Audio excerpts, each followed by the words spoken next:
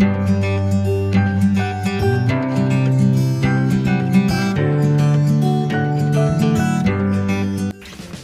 morning, boys and girls at home. Today I want to show you how to draw on the plushie. Do you know what is plushie?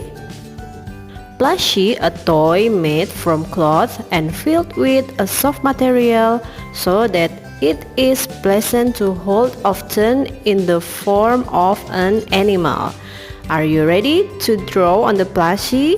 Let's do it!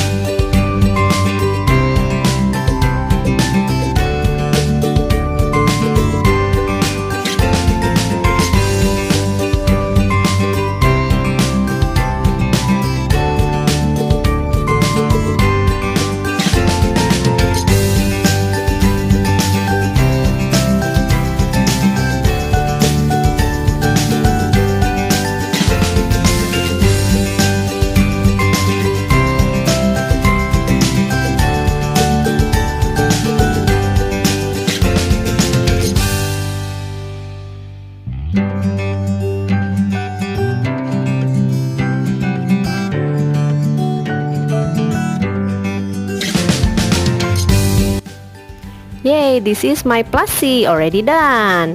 Now I have fish plushie. Enjoy and see you again next time. Bye bye.